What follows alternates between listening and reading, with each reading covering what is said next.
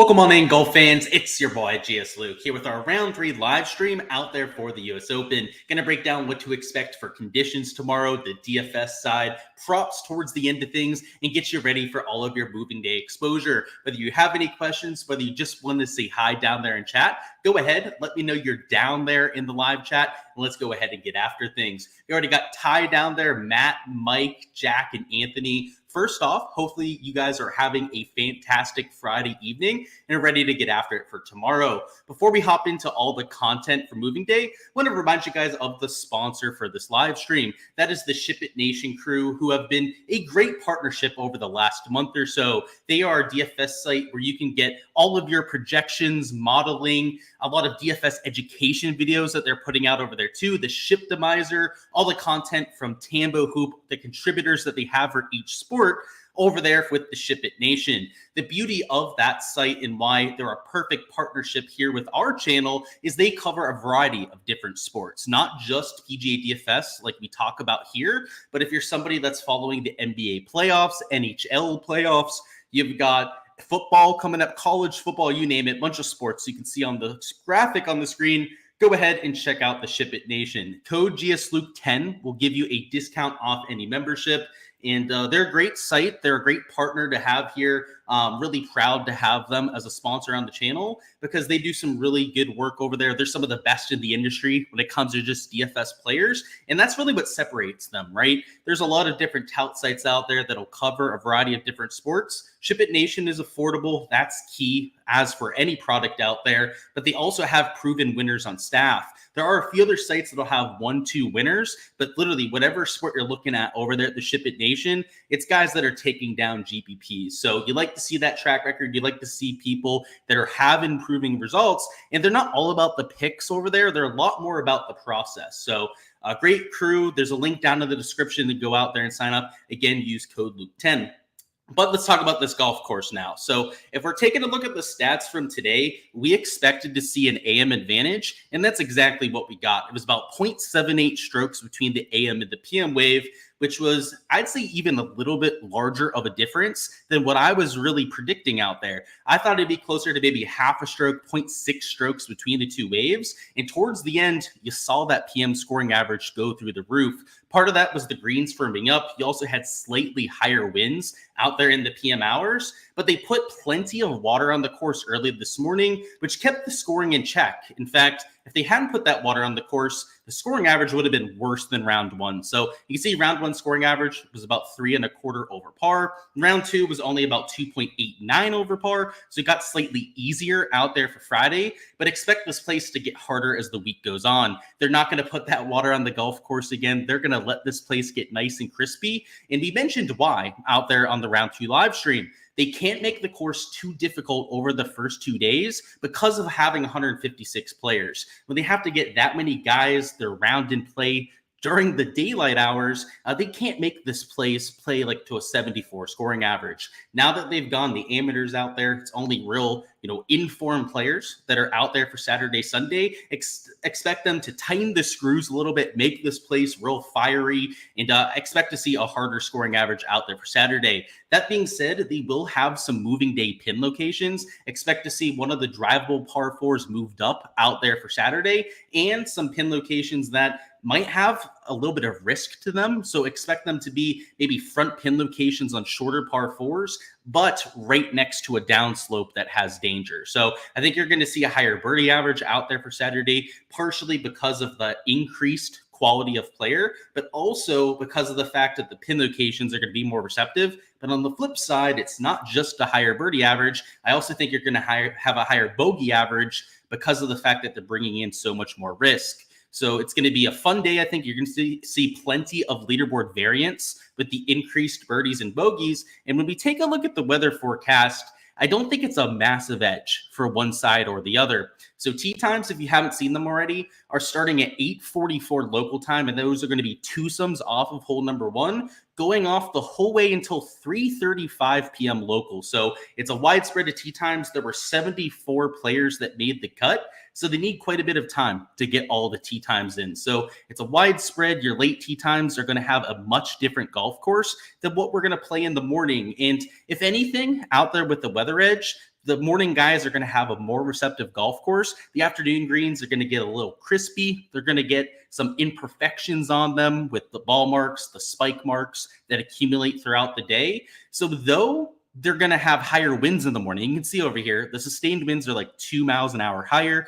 So not really that much different than the afternoon, but still marginally higher out there. Your wind gusts are also about 3-4 miles an hour higher out there towards the first 1-2 hours of play.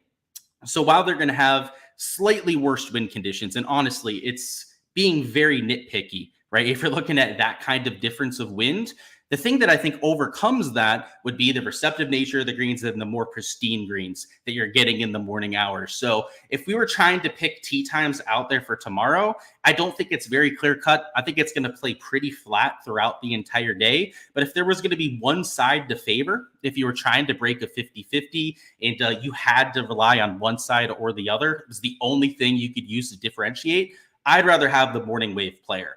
Those receptive greens make it easier to access some of these moving day pin locations. Plus, the early guys tend to be lower owned. They're players that hardly made the cut, that aren't as sexy on the leaderboard when it comes to their current position. And because of that, a lot of them get overlooked out there for your Saturday showdown. So if all things were equal and you had to try and figure out one guy to play, one's going off early, one's going off a little bit later, it's not necessarily the conditions that make me like them more, maybe slightly with the receptiveness. But when you add in the game theory aspect, that's why I'm going to have so many of the early starters or midday starters out there in my player pool. So I think it's a bit of a toss-up with the weather. If you want to take a chance on the AM or PM being easier, you could do that with some correlated lineups. Personally, my player pool is going to be a little bit more spread out. I'm going to have morning guys for leverage, mid-tier guys in my player pool, a few scattered late guys mixed in for conviction plays with studs up top out there in the 8, 9, and 10K range. But so it's not like I'm really targeting one wave or the other. So I think the wind contributes to that. I think the quality of player in the PM is going to be pretty hard to pass up as well. But don't marry yourself to all of that chalk going off late. You're going to have some early starters that are at lower ownership that get there, that shoot something like 3-4 under. And it's not just the fact that they're going to be lower owned while you want them. A lot of those guys are going to have a better mindset for going out there and scoring. They're not going to be protecting a score like somebody like Aberg, Cantlay, Rory towards the top end of the board. And if I'm going to trust somebody to go after moving day pins, because face it, what we're looking for is fantasy points. We don't care about their leaderboard position after round 3. All we care about for our showdown lineups is if they can go out there and try and make 5-6 birdies. Even if they take on like 3-4 bogeys during the round, if you could tell me that we're going to make 6 birdies but also make like 5 bogeys in the round, I'd take that for most players, especially like a 7K player or cheaper. If you tell me I'm going to get 6 birdies and 5 bogeys, I would sign up for that right now. So that's what I'm more so worried about with the earlier starters is you get leverage and you get that kind of mindset. They're not protecting against anything. They're going out there and playing with, I don't want to say like house money, but pretty much out there for moving day. So let me bring up our projections. We'll talk through some of our top plays. I do have something to get to tonight, so my apologies if I'm going a little bit quickly, but we'll make sure to touch on everything that we do here as per usual and go over all your questions. So let's catch up on chat, see what's going on down there, and get this thing rocking and rolling. So Ty said something about pick 6, maybe taking a little bit more time. Yeah, yesterday and today, I'm on a time crunch, so I'll do what I can, man. But, you know, if you want my full take, Patreon page is the best place for that because that's what I take my time out for, to help you guys out there. You know who never missed a cut at the U.S. Open? Gsluke. That is correct. Let's get after it. You know who does, though? Justin Thomas does. So that one stung a little bit, but hey, I appreciate the sentiment for sure. What's going on, Mike? Scheffler win percentage now, probably like 5%. I'd have to actually check like data golf, maybe some of my projections to see the exact number, but it's not great after today, that's for sure, right? Jack says legacy day tomorrow for me. Hey, I'd love to see it. What's going on? What am I drinking tonight? You got an Icy Life. I love it. The hometown beer over there.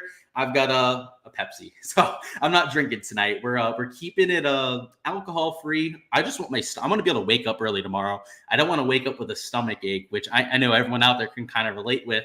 So I've got a Pepsi. I'm going out with a few buddies tonight. I'm not going to drink when I'm out and just going to enjoy the night. We might have a few gummies or something like that. Which, by the way, Florida, that is completely fine, by the way. That's legal. Just throwing it out there. What's going on, Zach? Was really rooting for the +4 cut. I'm okay with the +5. I liked getting Scotty through. I also had some Fleetwood, so I was definitely on the other side, but I could totally empathize with you, right? There was a lot of chalk that got through. What's going on, Bart? The player not to be named figuring out some things finally. Looked like it. Played pretty well today. What's going on, Why I Win? You got third in the $12 single entry and eighth in the $10 today. There you go. It's going out there, taking advantage of the projections. You'll love to see it, Why I Win. And Deacon says, what's up, Luke? Good to see you, brother. Let's take down round 3. I got to get this open so I can cheers you to that because I couldn't have said it better. Let's go ahead and hop into this thing. So we're just going to go through like 5-6 plays here that I like for moving day.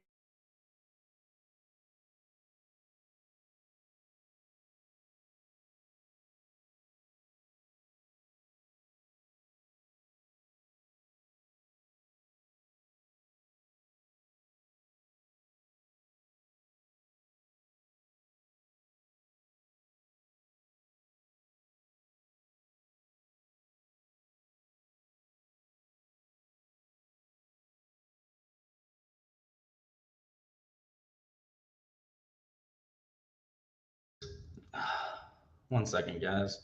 All right, I got it on my webcam, so it's going to sound a little bit different, but we'll do this until I can get the other one fixed.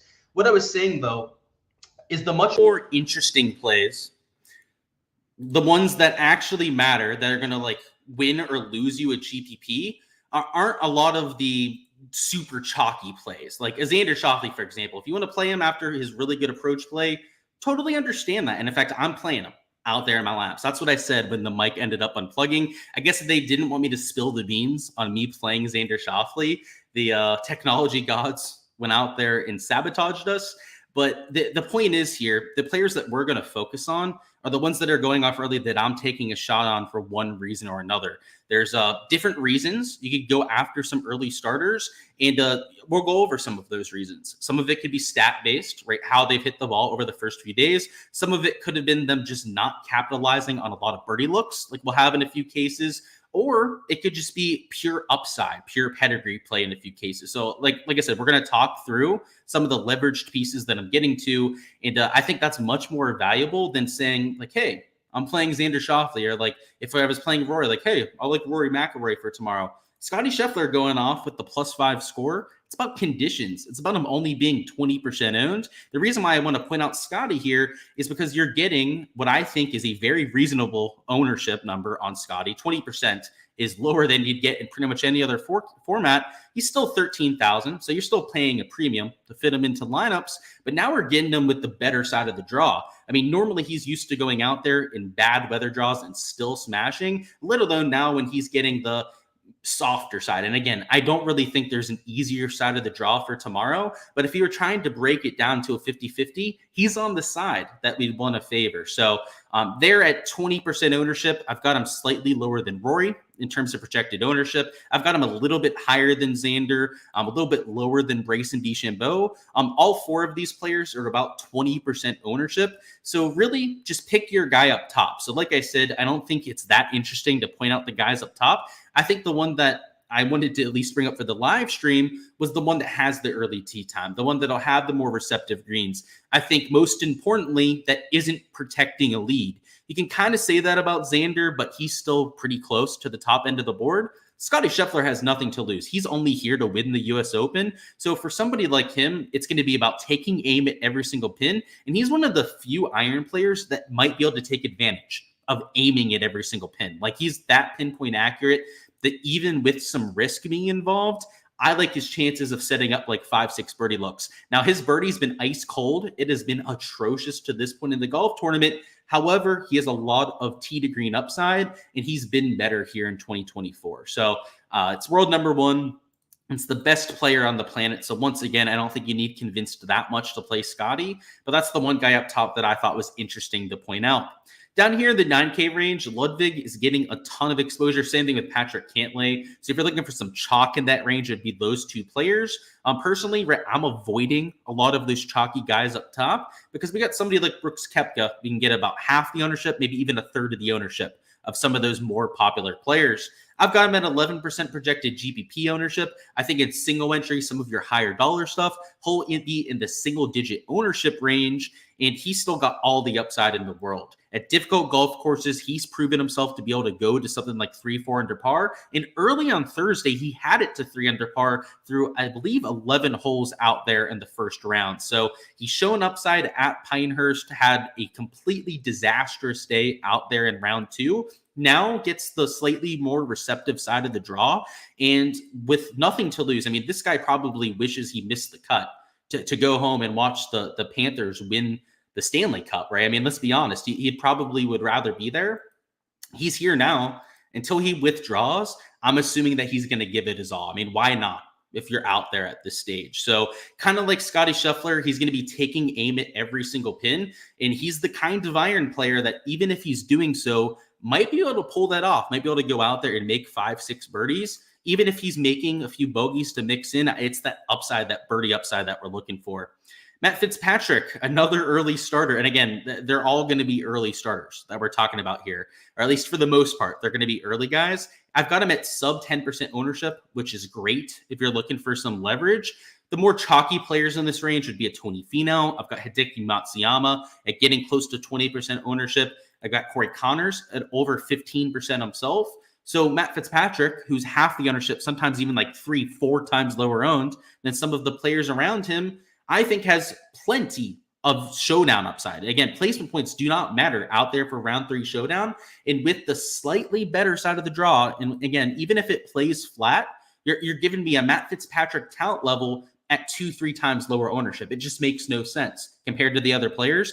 Sure, they might have slightly better form. Terrell Hatton too, also relatively chalky out there for your round 3 showdown. Matt Fitzpatrick might be a slightly worse play because of the form, but he shouldn't be 2-3 times lower owned. That's the point I'm trying to get to there. Down here in the 7K range, Cam Young at +5, Dean Burmester at +5, 2 bombers that I think have some upside out there for moving day. And what I want to point out with these two in particular, and why I have them on here next to each other as consecutive plays, is that if they do move up that drivable par 4, you're going to have these kind of players taking aim for that green with something like a 3 wood. Back there in 2014, that hole played about 0.7 strokes under par there for moving day. So somebody like Cam Young, Dean Burmester might have a for sure birdie look if they end up doing that again, plus all the upside to go out there and score on par 5. So Cam Young, Dean Burmester, players that I'd be looking to for some upside and essentially no ownership. About 7.5 on Cam Young, and I've got Dean Burmester at 5% himself. Towards the bottom end of the 7s, our last 2 plays we'll talk about here are going to be JT Poston at 7,100. So +4, also an early starter, a player that can get really hot with the flat stick. And then also Austin Eckroyd at +4, a player that's shown a lot of form in 2024. Maybe not lately. Last 2-3 events have been a little bit rough for Austin, but compared to other players in this range, for the season, he's one of the best players when it comes to overall performance. So $6,800, I think, is a fair price tag for him. And also an early starter with next to no ownership. So there's still going to be guys that I'm taking with slightly more ownership. I already mentioned Xander Schauffele as one of those players. There's a few down here in like the 8K range that I'm taking with at least a little bit of exposure out there in my lineups. But the ones that are going to win and lose you the GPP, the ones that you're going to have more leverage on, are these early starters. And, you know, Scotty's not an example of a leveraged play. Of course, he's 20% himself out there at GPPs. But even Brooks at 11% ownership, if you're playing him in 35-40% of your lineups, which would be an aggressive stance on somebody like Brooks, that's 3-4x leverage right there. That's huge out there in those contests, and is why I'm targeting those kind of players. So we'll catch up on chat, see if there's any specific questions about players that you have. But that's my strategy for round 3, right? Is go after some low-owned players, especially high upside players that are going off early. And even in a neutral weather situation, it's worth pointing this out, guys. I want the early starters then.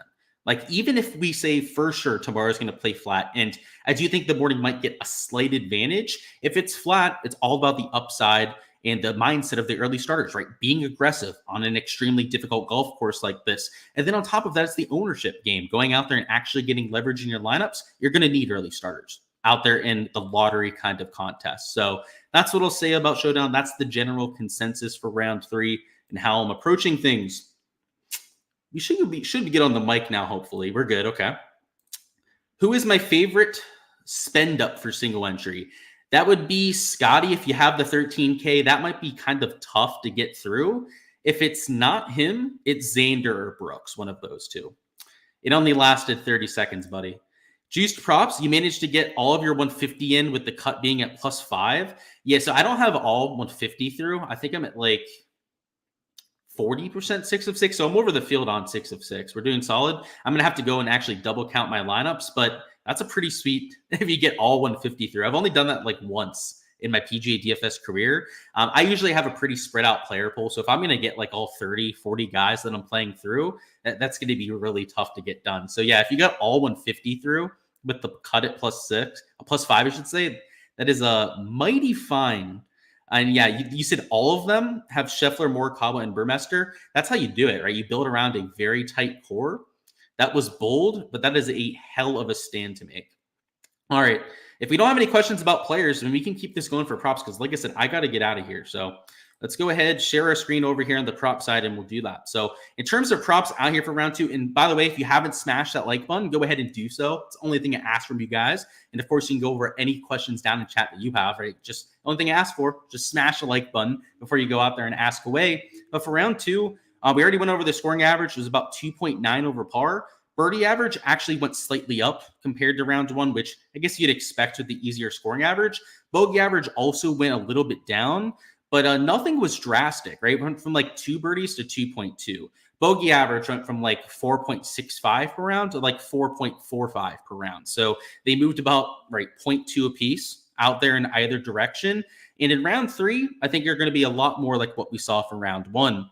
Now, the talent level of the field's going to be different. So this is going to be important for props. And honestly, I'm going to keep this for myself. So, hey, guys, there's some prop stuff that I'm going to keep for myself because I don't want the lines makers to know about it. You just got to understand that that's if I say things on here in live stream, it'd be great to teach you guys about it. But I know for the fact that the lines makers watch my content too. So I'm not going to say what I was about to say.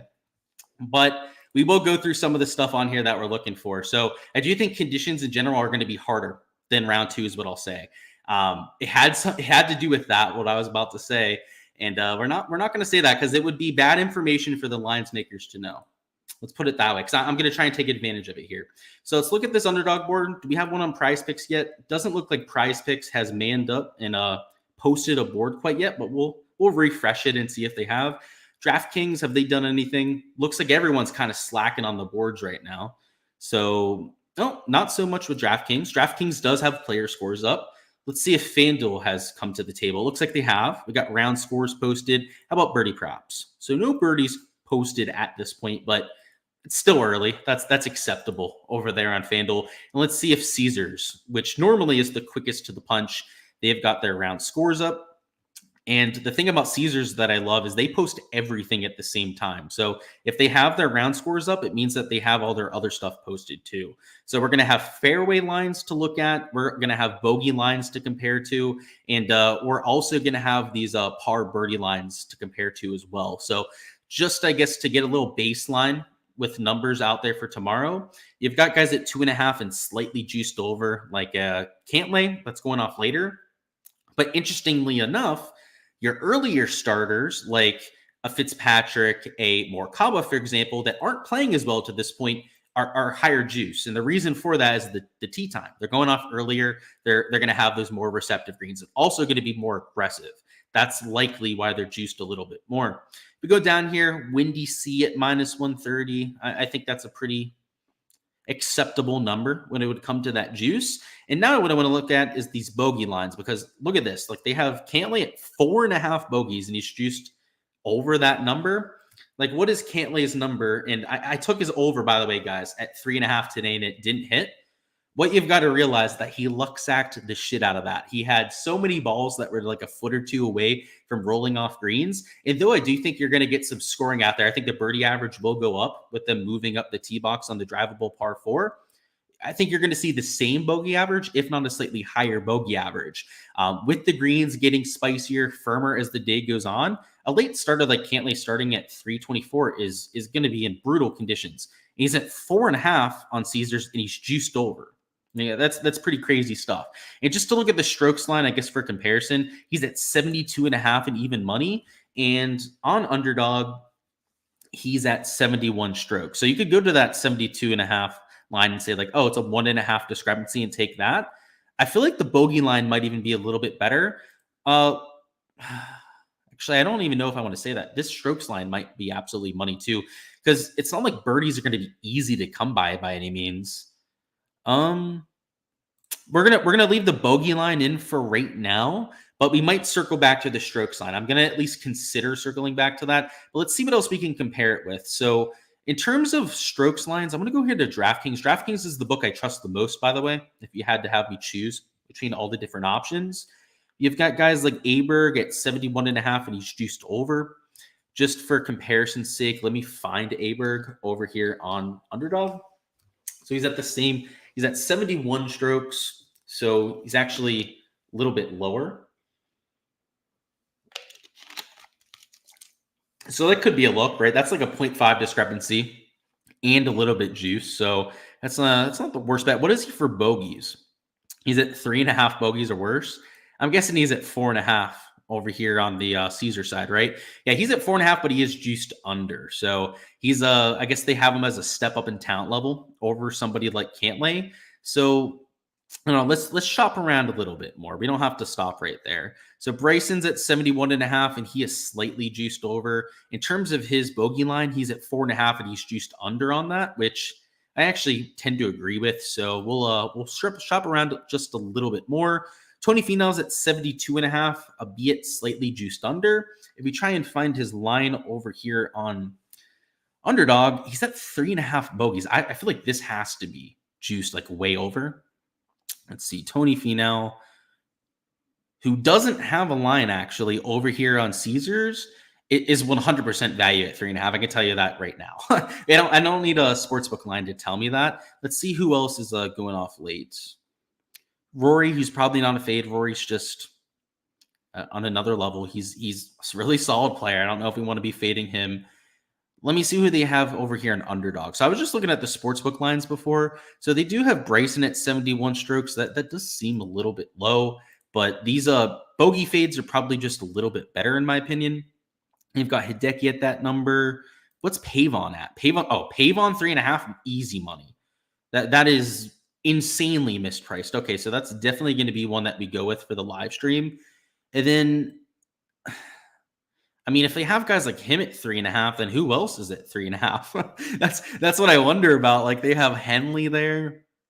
They've got Straka. Okay, so let's take Cantlay out and let's take Finau. We don't even need to fade those kind of players.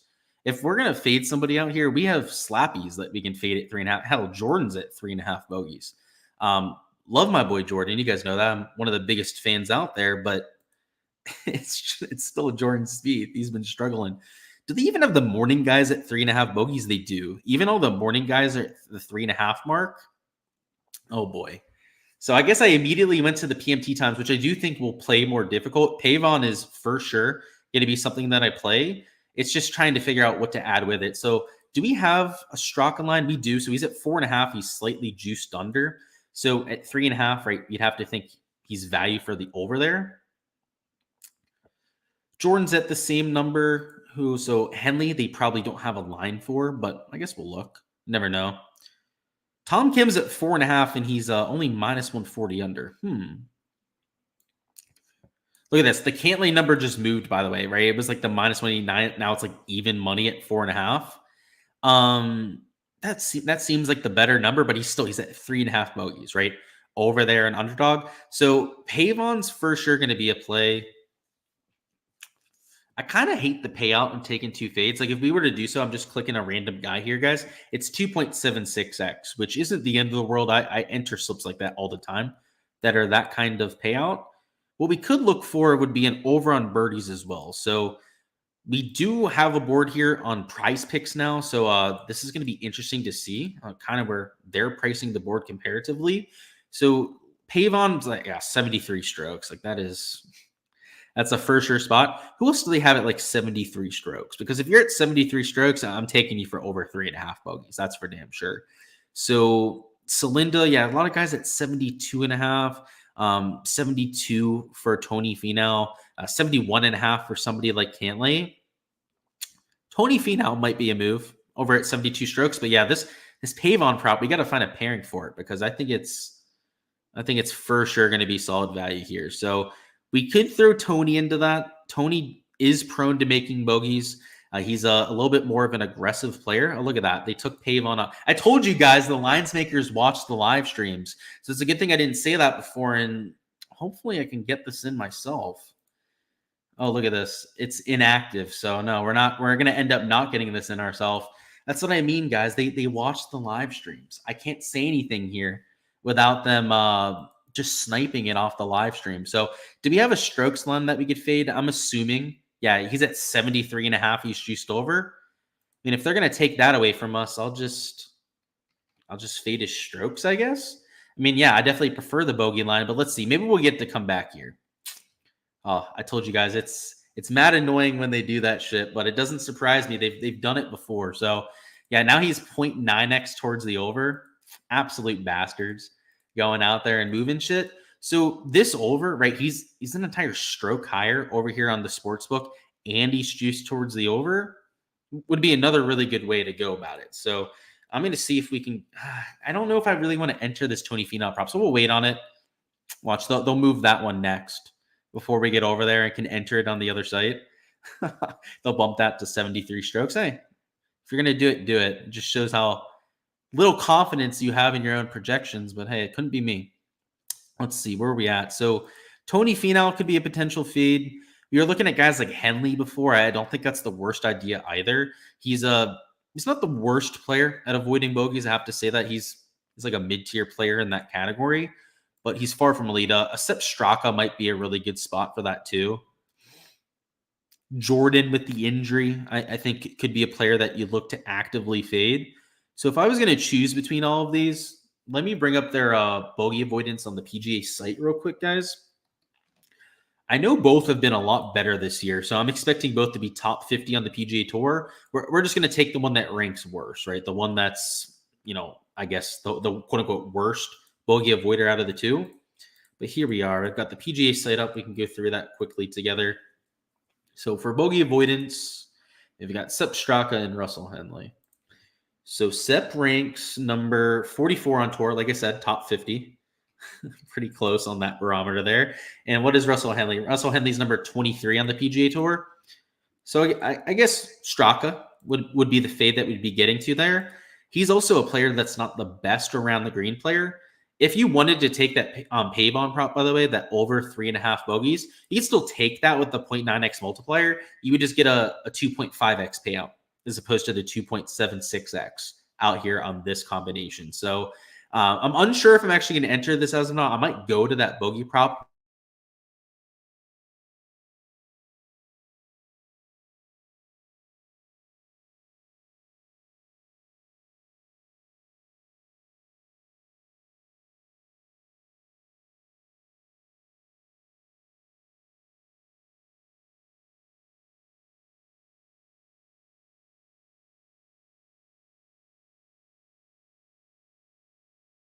Hopefully you guys can hear me now. I'm muted for a second. Yeah, I know. Thank you for letting me know, though, in case I didn't see it. Hopefully you can hear me now. Let me know if it's fixed, Zach. But yeah, these are two props that is what I was trying to say before I unplugged my mic. But going over here to PrizePicks, they still only have the stroke stuff posted. But from what I could tell over here, it was a little bit higher than what we had on Underdog. So I believe Aberg was 71 strokes. He's 71.5 over here. Bryson, same thing, 0.5 higher. I believe Brooks was also 0.5 higher over here on PrizePicks. So they think it's going to play a little bit more difficult than Underdog does. I tend to agree with PrizePicks, as I usually do out here with their pricing. Underdog in general is usually a little bit more optimistic than what we have on PrizePicks. So if you're going to try and find some early starters to take like an under on strokes on, maybe an over on birdies when they post to that board, it's likely going to be over here on PrizePicks. Whereas if you're trying to find fades, like we were just talking about, Underdog is likely going to be the side to look at. So I'm going to have exposure on both sides, I'd imagine. probably later starters for fades. And then over here in PrizePicks, I'm going to be taking potentially guys on the AM wave for unders on strokes and overs on birdies. So a lot of that will come down to pricing. Unfortunately, we don't have the entire board over here on PrizePicks. So we'll scan through the stroke stuff real quick, see if there's any value to add in. But unfortunately, we don't have all the choices that we would normally have out here on PrizePicks. So if we're looking through the pricing, 72.5, which is 2.5 over par down there for Siwoo Kim, kind of stands out. Like I don't hate the idea of that.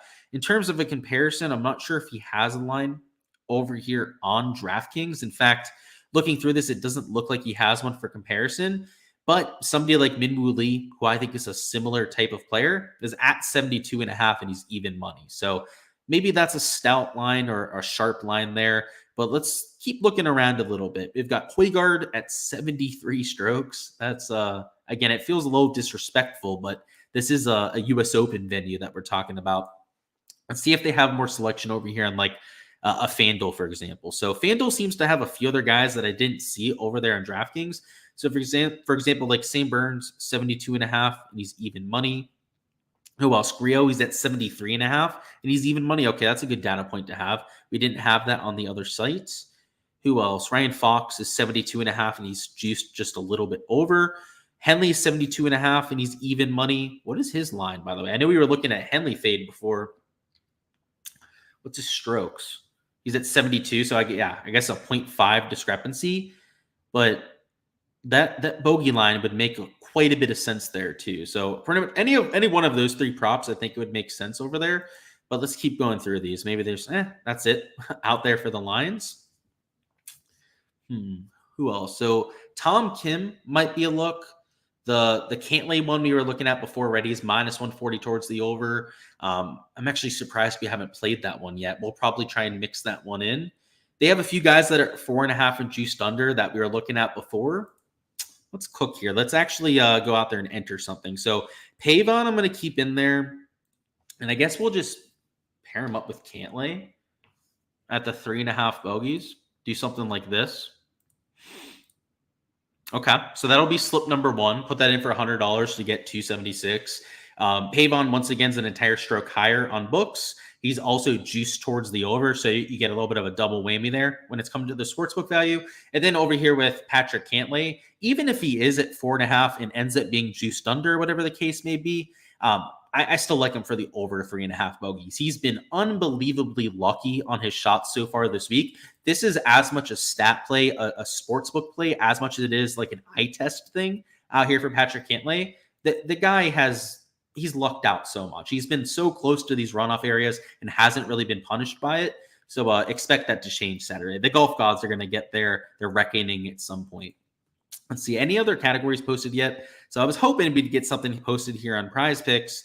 But if I was going to just kind of spitball ideas for the AM wave, if I was going to try and find some unders, I don't hate the idea of either a 72.5 or a 73 on an early starter. So like, for example, if Sahith was 72.5 strokes, I would highly consider mixing him in. But unfortunately, he is at 72. So he is a 0.5 off of what we're looking for.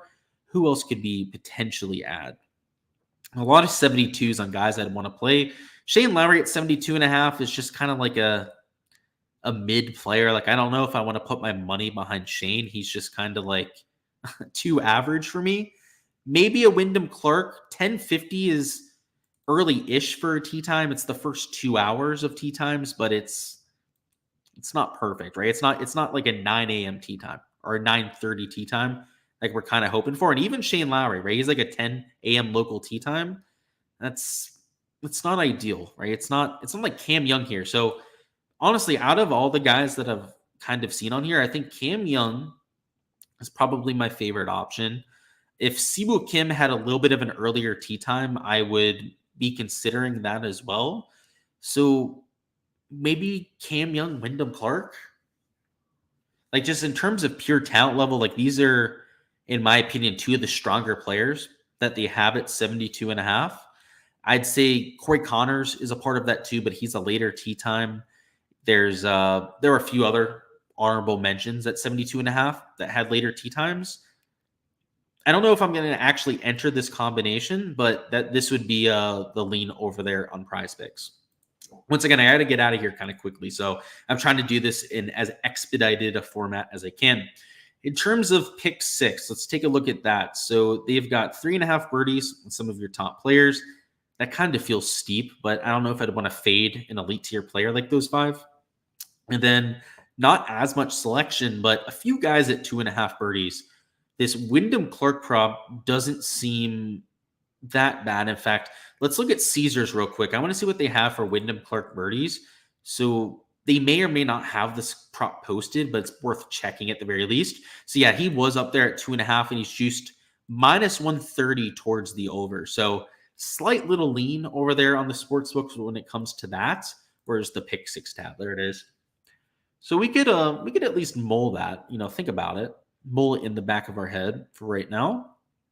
72.5 on guys like a Wyndham Clark. I guess you could potentially mix that in over there on the pick 6 side. If we go through this a little bit more, you've got Fitzy at 72.5. He's got an early tee time. So if you're like really trying to lean into the tee time thing, I think we're going to have better options over here on pick 6. So just trying to look through this, and I know Cam Smith is another early tee time, an option for that. And then we could try and find like a later guy for a fade, right? So Bryson, guys like Aberg, right? They're a stroke and a half, sometimes even 2 strokes higher over there in other books. You could mix them in for a potential fade spot. I think Jordan Spieth at 71.5 would be live for a potential fade.